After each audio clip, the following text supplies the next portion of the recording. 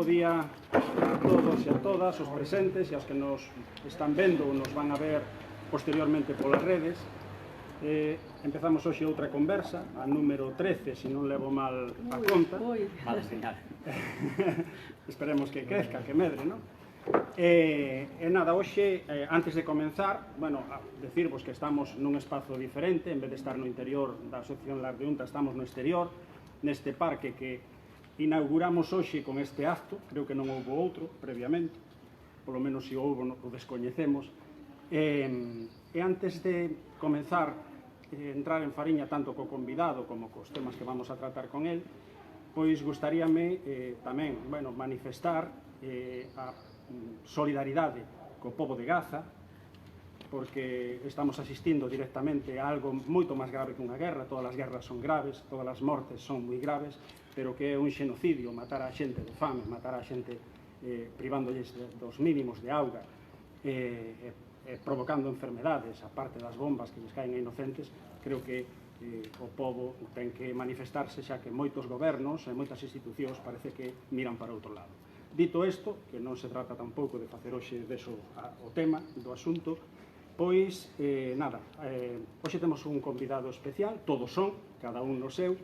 O de hoxe é moi especial porque é unha persoa polifacética, que é escritor, director do Museo das Mariñas, é director da biblioteca, é director tamén do arquivo e, por riba, investigador. Ten publicado varios libros, creo que este mes tamén presenta un novo libro, despois nos falará deso. E, ademais, é un indíxena de Betanzos, co cal, que máis se pode pedir? Ter un director de estas tres institucións tan importantes para Betanzos debido á súa historia, e que, ademais, esta persoa, se non unha persoa altamente cualificada, e por riba, ademais, un indíxena quere dicir tamén que ten amor polo que fai, e sobre todo no seu povo. Polo tanto, agradecerlle a Ángel Arcai que este hoxe aquí. Vamos a ter unha conversa distendida onde irán saindo temas. Aquí estas conversas, como sabedes, sempre decimos, son conversas sin guión, como se fora unha charla de un café ou algo así. E despois, os 15 últimos minutos, vamos a abrir logo para que a xente tamén pregunte ou diga o que lle dé a gana sin ningún problema, e interactúe tamén aquí con Ángel, non? Así que, bo día, Ángel, benvido a Conversas no Lar. Graciñas a todas e a todos por estar aquí, os que nos están vendo da casa, e tamén a Lar de Unta por organizar este tipo de actividades e neste espazo. Moi ben, pois podemos xa, por empezar por algo, pois nada, contanos un pouco, para que hai xente que seguramente te coñece de vista, outras hai aquí amigos presentes e que te coñecen moito mellor, pero un pouco tamén para chegar a persoa e a personaxe tamén a xente do común. Ti naciche no barrio da Madalena, eres originario dali, non? Son indígena, non? Indígena, un pouco zulú, eso, pero son indígena daqui, do barrio da Madalena. Sí. Extramuros aquí de Betanzos, e aí nací, pois fai xa 37 anos. A túa vocación, por decirlo de alguna maneira, que é o tema da historia, non? Dos estudios, non? Da historia, veuche de moi novo, fuches acabando ese interés. Como foi toda esa... Eu creo que foi un pouquiño de rebote. Ao final, como moitos, cando cumprimos os 18 e acabamos o instituto, temos a obriga de escoller algo, e quizáis influído, pois non sei se pola xente da miña familia que lle tiraba por aí, ou por profesores como Julián Ferrer, que nos diu historia nos últimos anos do instituto e que, bueno, sempre nos fixo agradable esa materia. Pois, entre iso e que tiña unha moi mala nota, pois acabei en historia. Teño a sorte, vexo que hai moita xente que logo non acerta ca carreira, a min pasoume que sí, que era algo que me gustaba, e a partir de aí, pois, puiden tirar. Pero a parte do de historia, eu, bueno, vin por aí indagando un pouquiño para poñerme ao día, que tamén fixeche estudios de técnico de turismo e incluso, ademais, tiveche responsabilidades dese tipo, non? Sí, é unha cousa un pouco rara. Eu fixen o traxecto ao revés. Hai xente que empeza facendo un ciclo superior, un ciclo medio, e logo pasa para a carreira. Eu fixen a carreira, o mestrado, e cando xa acabara o mestrado fixen o ciclo. E fíxeno porque era unha época na que andaba, pois, estaba vivindo na Coruña, creo, pero quería facer visitas guiadas en Betanzos, e para facer visitas guiadas, neste caso, en zonas declaradas como ben de interese cultural, é obrigatorio por lei ser guía de turismo oficial de Galicia. Entón, para evitar líos e sabendo como van as cousas aquí, pois preferí incursar un ciclo que me levou unha eternidade, pero finalmente pues, acabei sendo guía oficial de turismo de Galicia e sí, traballei tanto como guía privado aquí, sendo autónomo, cun compañeiro, cun amigo que é José Ángel Paz de 77 Turismo, que agora está levando esa empresa, e tamén como técnico de turismo durante 3 anos no Concello de Vimianzo. Claro. En Vimianzo que tal? Encantadísimo. Volví a Palí sin pensalo. Bueno, agora xa non, non? Agora xa... Bueno, hai días que vendo como están ali e como estamos aquí, pois hai veces que sí que me dá a venada de querer marchar. Bueno, de todas maneiras, eu creo que a maior parte da xente, penso eu que nota que houbo un cambio desde que ti chegache, sobre todo, porque o de intramuros descoñezo, todo eso, pero cara a fora, é unha percepción que eu teño, non? Que colleu todo o tema do museo, o arquivo e biblioteca, colleu unha vitalidade que posiblemente lle faltaba, non? No pasado. Quizás máis aberto a todo o mundo, unha serie de actividades e incluso de, como che diría eu, de conexión tamén co que é o tecido asociativo de Betanzos e tamén persoas das que despois falaremos que son moi importantes agora mesmo aquí. A ver, creo que falaremos tamén máis adiante, pero creo que neste momento Betanzos, ainda que son sempre moi críticos con todo isto e tal, a nivel cultural e incluso artístico, ten unha actividade que eu non lembro.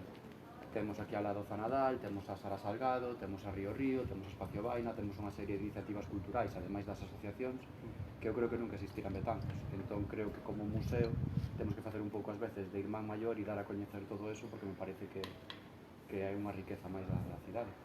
E polo que decías do cambio que se nota, entendo tamén que é algo xeracional e tamén un pouco do perfil. Eu veño pois dese mundo da difusión do patrimonio, de facer visitas guiadas, de estar na calle, e entendía que o que tiñamos ali pois era unha mina para que a xente coñecese e que se por medio de redes sociais ou por medio de actividades funcionaba, pois podía ser algo bastante atractivo para Betanzos. Non, notase, non, eu creo que se nota.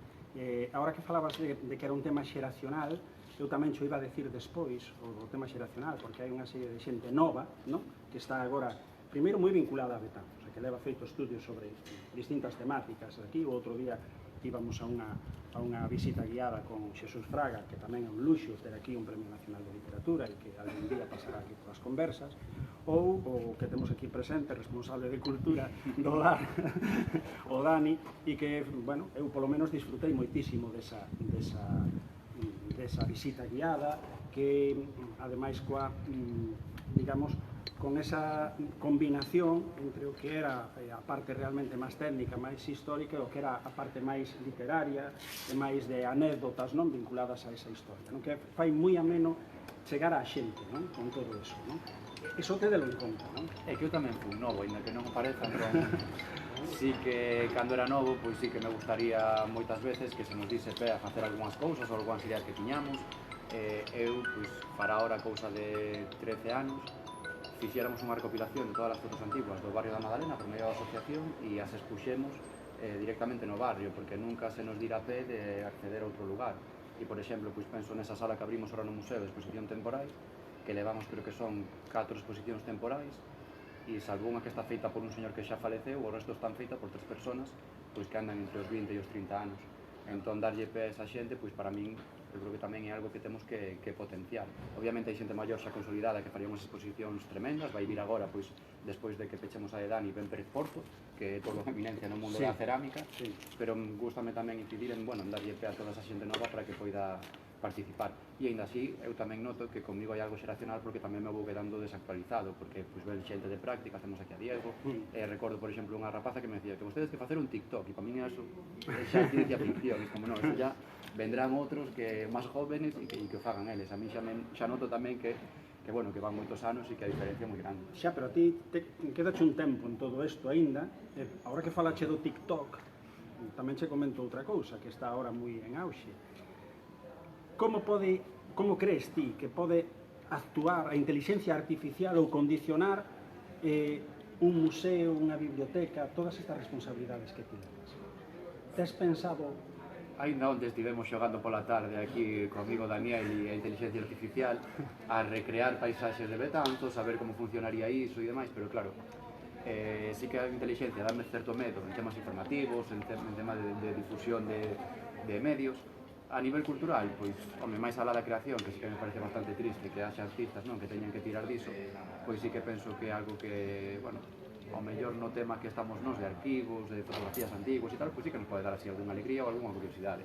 Pero eu tampouco apostaría demasiado por iso porque non é algo no que me saiba mover nin que me interese. Xa, o que pasa é que, polo que parece, non, eso ven para quedar, non? Sí. Entón, de alguna maneira, querendo ou sin querer, algo vai a influir, non? Pero vai a condicionar incluso. Sóname moito, non sei se é ciencia ficción, pero é que noso día a día o máis avanzado co que traballamos seguramente sexa un Excel. Entonces, falar de inteligencia artificial cando estamos con Excel, tomando nota a man e tal, pues, creo que nos bueno, queda... estouche preguntando isto e eu sí que son un profano absoluto da inteligencia artificial. Eu consultaría unha vez e non sei nada, non? Pero un pouco polo que lees, polo que estás vendo, dices, home, pois está condicionando moitas cousas. Asusta a veces ver o que che están adiantando, non? E que pode acabar isto, e penso que nos vai pasar como as nosas avós, os nosos avós, que non entendían como podía funcionar un televisor e haber xente ali falando ou voar un avión, non? Entón, a mí me sona un pouco así, me sinto un pouco vello, non? Con todo isto, non? Entón, a mí todas as semanas sempre hai algo que vexo, de feito, non sei, levo unha época como moi asqueado cas redes sociais, porque sempre hai algo que vexo que digo, pero isto realmente será verdade ou nos la estamos tragando, pois por eso ao final creo que me leva un pouco o desencanto, máis que a querer aprender sobre iso. Claro. Indo ao tema do museo, por exemplo, por certo, temos un museo maravilloso, que xa gustarían outros concellos. Eu moitas veces comparo Betanzos, incluso coa súa decadencia en certos aspectos, con moitas cidades que admiramos todos cando viaxamos por Italia ou por aí, decimos, joder, pero si temos un patrimonio maravilloso, temos un pobo, ademais, con unha ubicación única, o que digo moitas veces, repito, que isto é algo así como a Mesopotamia galega, non? Co Tigris e o Éufrates, neste caso, Meo e Mandeo, non? Rodeando a vila, e entonces moitas veces penso que non estamos nós á altura do legado que temos, non? Que nos sobrepasa, non? E que é unha pena, ao mellor, non dalo conservado como se merecía. Pero, claro, o museo, digo, tamén é outra maravilla, e gustaríame que, de alguna maneira, moita xente que, ao mellor, non vai, non se interesou nunca por el, pois despertarlle ese interés, non? Que paga a pena ir a ver o museo, que é algo que hai que facer obligatoriamente, igual que dixemos cando veo o director da Fundación do CIEG, non? Que moita xente non coñece ni siquiera a exposición permanente que hai ali, e que, polo tanto, un pouco animar, non? E que se encontran no museo a xente que non foi? Pois, ainda que temos o nome de Museo das Mariñas e que parece que estaba moi enfocado no seu inicio pois a ser un museo comarcal e demais, eu creo que últimamente pois estamos máis vinculados á historia da cidade de Betanzos. E o bo e ao mesmo tempo o malo que temos é que é un museo moi diverso e o que poden atopar son obxetos de todo tipo, dende unha colección, pois penso, na sala do traxe, con diferentes indumentarias, a restos medievais, a unha colección cada vez máis grande de pintura e de fotografía, a unha sala de exposicións temporais na que ir rotando e dando a coñecer pois, os materiais que tamén temos nos almacéns do arquivo e do museo. Temos restos das escolas García Naveira, que seguro que moitos pasaron por ali, e logo temos un pequeno rincón tamén que axuda da Fundación CIEG, porque queremos colaborar con eles, mentras non sai adiante esa futura casa museo de Jesús Núñez, pois nos temos tamén unha pequena mostra de todas as facetas nas que se desenvolvía este artista, porque sempre ubicamos co grabado, pero bueno, temos dende o cartel das primeiras balconadas hasta deseño de xoias, hasta estampación en textil, temos esculturas que logo tamén podemos ver aquí na beira do río. Entón é un museo no que hai diferentes atractivos, que eso está moi ben, funciona moi ben e que choca un pouco mellor. Eu estou agora empeñado en que todos os nenos de Betanzos pasen, polo menos os que estudian no Valles de Villamarín, que poidan vir a vémolo polas redes sociais, eso, toda esa actividade, sí, claro. É a forma de contalo, que se non sí, sí. E a pregunta que lles fago sempre ao entrar é que pensan eles que é un museo, e todo o mundo ubica museo con que haxa uns cuadros, unhas cosas moi oscuras e que haxa alguén que te explique, porque senón non me enteren. Ao final o que acaban vendo son moitas cousas que ellos son familiares e que penso que para toda a xente de Betanzos eso é o máis atractivo, chegar e ver, pois, vendo o lagar de viño que coñeceron sempre, a restos das igrexas que ainda recordan ou cousas así. En canto ao arquivo, bueno, está ben lembrar tamén que aquí se fixe un edificio, que é o que conocemos agora como o edificio do Liceo, e que foi creado realmente para o arquivo do Reino de Galicia, no seu inicio, depois non se montou. Pero o que é o arquivo de Betanzos tamén é un arquivo moi importante, un arquivo que outro día leía nas redes precisamente, que tedes un documento que data de 1400 e algo, máis antigo, non? Sí, gracias aquí as informantes do museo e as colaboradores, a dos veciños que sempre participan con nós, pois nos chegou esa oferta de doarnos un documento que que automáticamente pasou a ser por unhos anos o documento xa máis antigo do arquivo municipal. Tedes que ter en conta que Betanzos ten a sorte de que conservou sempre boa parte do seu legado documental. O maior problema que tivemos aquí, ademais da propia conservación dos documentos, é a chegada dos franceses a comezos do século XIX. Entón todo ese arquivo acabou volando, pois pensade no edificio, as crónicas din que dende o edificio do Concello hasta a Praza do Campo, pois toda a documentación quedou por ali ciscada. Os franceses usábana pois para estrar os cabalos, para facer numeiradas e quentarse eles. Entón hasta ese comenzo do XIX, pois moitas das series documentais que temos, moitos dos documentos están incompletos. De feito, hai moitas carpetillas que xa explican fora, en plan, este documento está incompleto por culpa de la invasión francesa, tal. Pero de 1812, poñámoslle, en diante, pois conservamos boa parte de todos os documentos que xenerou o Concello de Betanzos. E iso non moitos arquivos o consiguen. Eu antes de estar traballando aquí era arquiveiro municipal en Santiago de Compostela e Santiago sempre foi a paradigma do arquivo municipal non sei como decirlo finamente, pero mal traballado, porque a conservación era bastante mala, tiveron que dar toda esa documentación antigua ao arquivo da universidade e entre a falta de personal e recursos pois era algo bastante chamativo. E sin embargo aquí en Betanzos eu creo que temos un legado documental que permite tamén que saquemos logo cousas como Honorio Brigantino, no que xente pois durante todo o ano veña a investigar para logo publicar.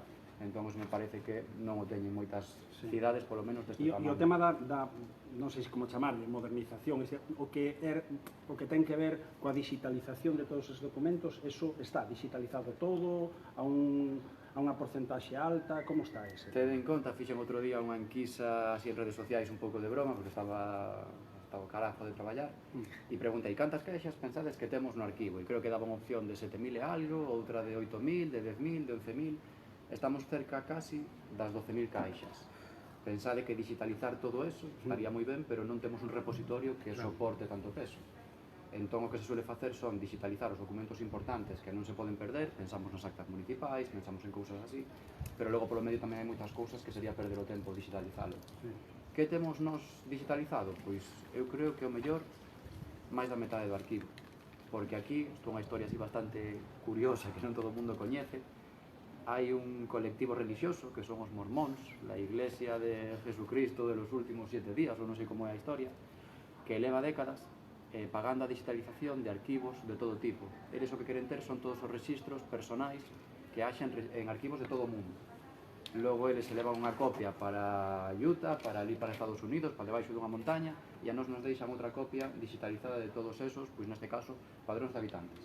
Entón, aquí estiveran xa fai 20 e pico anos e volveron a estar ahora fai un par deles e o que temos son, pois hasta onde nos permite a lei mostrar, todo iso escaneado, rexistros personais que van dende padrón de habitantes hasta listados de pobres da cidade, hasta rexistros de quintas de militares, todo onde aparecen listados de personas, rexistros de migrantes, o temos escaneado.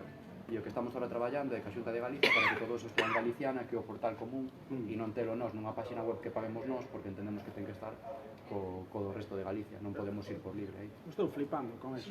É unha cousa extrañísima, non? Eu non sei o que opina por aquí o público, pero os mormóns que venen de Utah nunha página web que se chama Family Search e que poñades, pois yo soy fulanito de tal e vivo en Betanzos, e automáticamente che di, pois hai un señor aquí que tiene tus apellidos, a lo mejor es tu abuelo, e se le dices que sí, xa che empeza a construir a árbore genealóxica, e pois un día, nunha tarde así, fozando de broma, eu pola rama do meu avó materno, pois chegar a remontar varios séculos.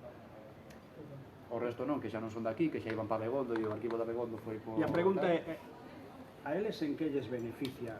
Pois queren demostrar que venimos todos de Adán e Eva e que todos somos primos e entón andan aí facendo unha labor moi inxente de digitalización. Eu non sei se logo, eu creo que se aproveitan moito do traballo pois dos que entramos e decimos, pois este e este serán pareja, este era el hijo de tal, e lles vamos facendo pouco a pouco esa árbore, en algún momento sumarán todos e veremos que todos vimos do...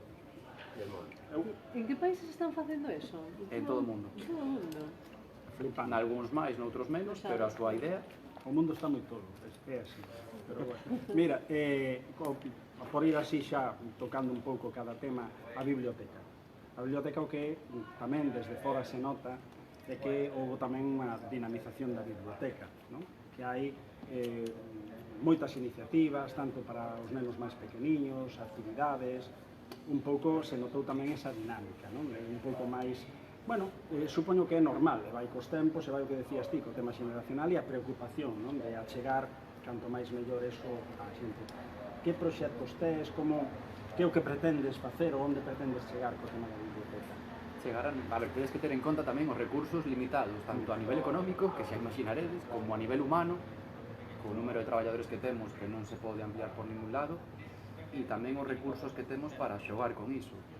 Eu creo que a biblioteca ten un fondo que podría estar moito mellor, temos un espacio que non deixa de ser un entresuelo ali, que eu creo que tamén sería moi mellorable, e en base a esos avances, pois sí que se podría mellorar en un montón de actividades. Vemos bibliotecas por aquí pola zona, pois non sei, temos aquí unha veciña que traballa na Biblioteca do Ágora na Coruña, onde existen salas pois para facer exposicións, para facer conferencias, para traballar en grupo, para dinamizar a lectura e rachar un pouco con esa idea de biblioteca como sala de estudio, con unha cousa que a mí me dá bastante medo.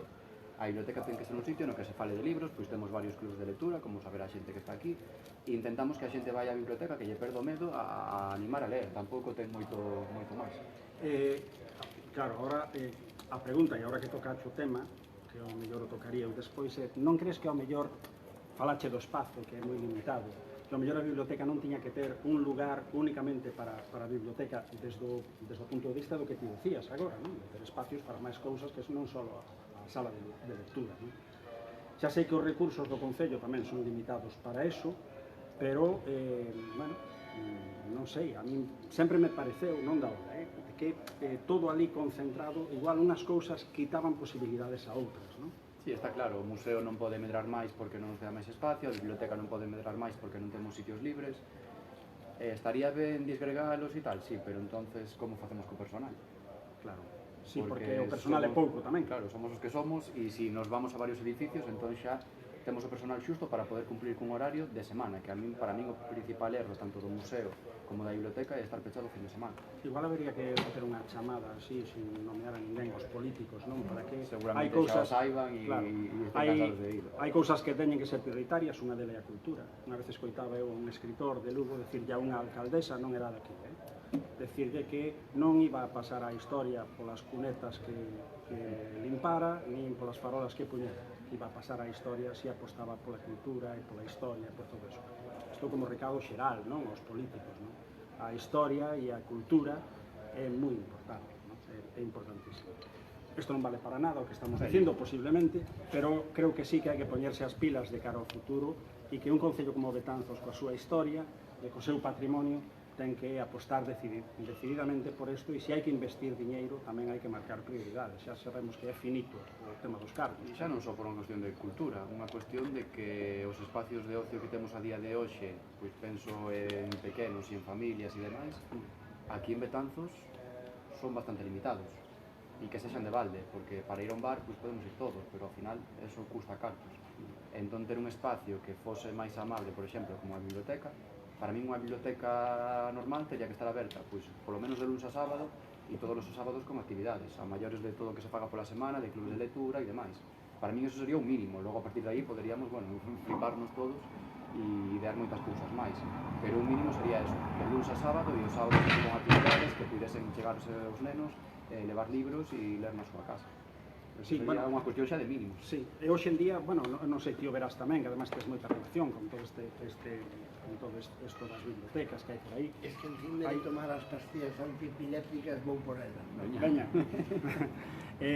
Entón, quero dicir que hai hoxe verdadeiros exemplos, non, de dinamización de bibliotecas. Hai bibliotecas galegas, incluso rurais, pequeniñas, que están ganando premios a nivel estatal, pero claro, cando un ten limitados os espazos, o tema de medrar e ampliar tamén entendo que é complicado. O director non o pode todo. Eu teño as chaves do edificio que teño, non me deixan... Entonces, vámoslo a perdoar, que non é culpa dele todo isto. Pero bueno, vese sí que así é todo, que houve unha dinamización nos últimos tempos importante. Tamén creo que é a trampa das redes sociais, que moitas veces parece que facemos moitísimas cousas ou que tal, e que o mellor antes se facía e non se sabía. Hai cousas que efectivamente son novedosas, se chaman a atención porque son novedosas. Pero supoño que visitas escolares pois habería antes, ou actividades de dinamización na biblioteca habería. Sí, pero, bueno, eu a percepción que teño é que hai un aire novo, non? En calquera caso. No, día normal, además, completamente normal. Pois pasamos agora a outro tema e depois entramos máis en cousas do que lle cabe, non?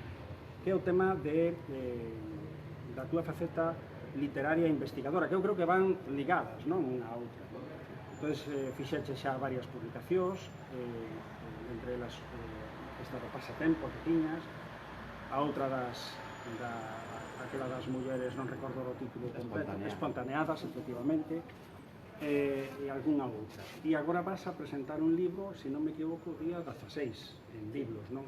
Editado por Biblos, ademais, non? Por certo, Biblos é outra sorte de ter aquí unha librería desas características.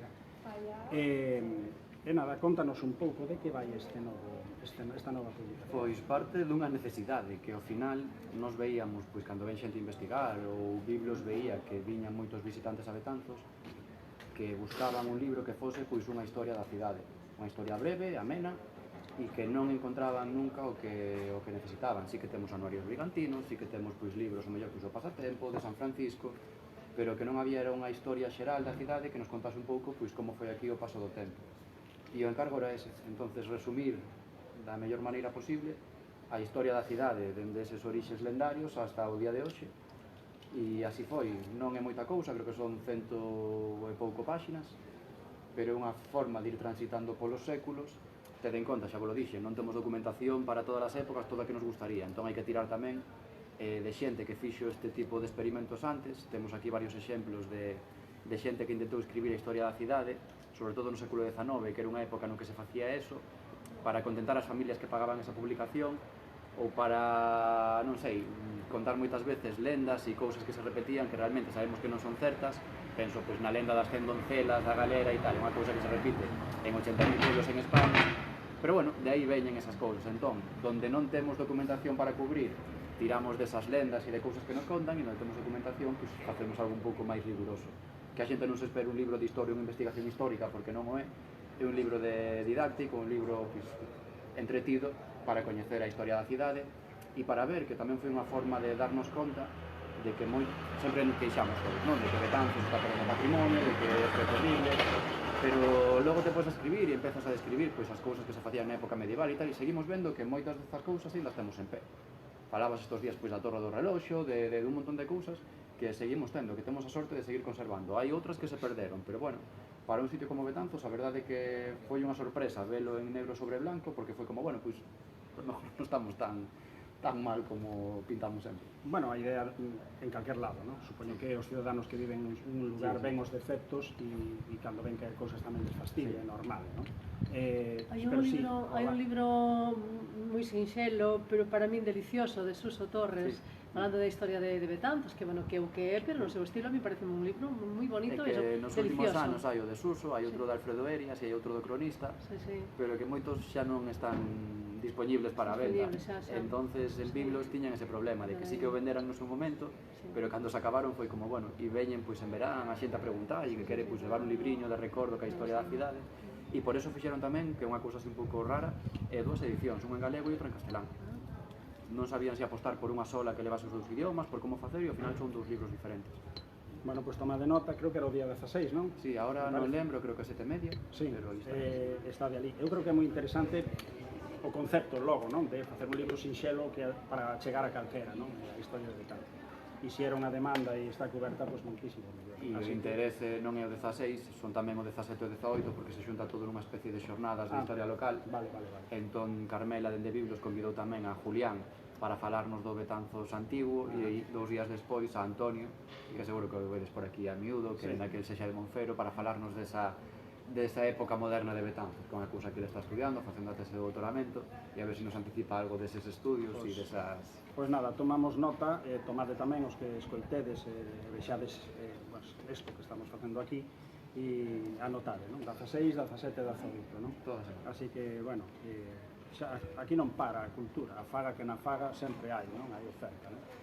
Esperamos no lar estar á altura, non? De toda esta oferta. A vida, Daniel. Porque a veces é que parece que asusta un pouco, non? Non vamos a competir con ninguén que perdemos. Entonces, vamos a intentar colaborar entre vamos todos. A intentar sumar, non? Que é do que se trata, sumar entre todos. Xa tirando un pouco xa por outro lado, ti como veciño de Betanzos, xa non como director de 3 institucións, como veciño de Betanzos, fainos unha especie de diagnose de como ves ti, sobre todo o casco histórico, porque a Asociación Lar de Unta ten como dúas dous asuntos que son de especial interés para el. Unha, a lingua, o tema do idioma, e outra, o casco histórico onde estamos ubicados agora mesmo, non? Entón aquí, bueno, cada vez que hai algunha novedade se xenera unha polémica. Eso é así, é innegable. Xo vimos, por exemplo, con mobiliario urbano, vémolo cos parques, que tamén tiveron a súa movida crítica, e un pouco, xa digo, non como director, nin como nada, sino un pouco como veciño. Que percepción vestí de Betanzos? A ver, vou a xogar a engañarvos, entonces eu son moi pesimista sempre, pero neste caso, pois sí que teño que decir que hai que ter certa esperanza. Non sei como sairá a futuro, non podo predecilo, pero para min que haxa dous parques novos no casco histórico, e máis ahora que son usuario activo deles, pois sí que me parece que é algo que está atraendo a xente. Eu antes, pois, para ir ao parque, mellor iba ao pasatempo, pero de repente xa me vexo subindo todos os días polas costas para chegar aquí aos parques. Vexo tamén que se a obra do mercado funciona ou chega a funcionar, pode ser outro atractivo que faga que a xente veña aquí, e cando ven a xente, eu creo que automáticamente despois, tema comercio e tal, vai a ir detrás. Esperemos, polo menos. O que voto sempre en falta, e aquí sí que non podo ser optimista, é o tema de quitar os coches, de peatonalizar o casco histórico. Sei que dende o Concello, o arquitecto municipal, pois unha dos proxectos que tiña e que está empeñado nese asunto, pero para min é algo moi urxente. Eu non podemos ter as portas que temos da muralla, todas rascadas polas furgonetas de reparto que pasan por ali todos os días.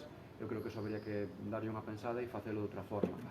E logo, a nivel xeral, xa sin centrarnos únicamente no casco histórico, pois, home, como sempre, hai cousas boas e cousas malas. Penso que Betanzos, por como está situada, tería que ter outro potencial.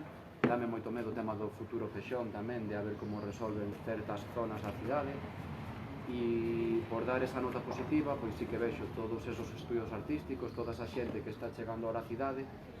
E para mí unha mensaxe, unhas actividades que facemos no museo sobre os artistas, a arte e os artistas en Betanzos, sempre rematamos en Río Río, porque me parece un exemplo que nos dá un pouco nos dentes. Nos podemos criticar moito pois que non se fixeran certas cousas, que tal, pero chegamos abaixo e sempre nos recibe Miguel contándonos a historia deles, de Miguel, de Pablo e de Andrea, que son tres rapaces que veñen de Alcalá de Henares, e dice que allí non se hacía nada, estábamos en unha cidade de 200.000 habitantes e non se hacía nada, e llegamos a Betanzos por medio del CIEC, e de repente vemos que aquí hai unha vida cultural, que por medio do tema de grabado, que para eles é como a súa meca, pois que se movía moitísimo, e por eso eles decidiron invertir os seus cartos e quedarse aquí, non só a vivir, sino tamén pois, a buscar un oficio.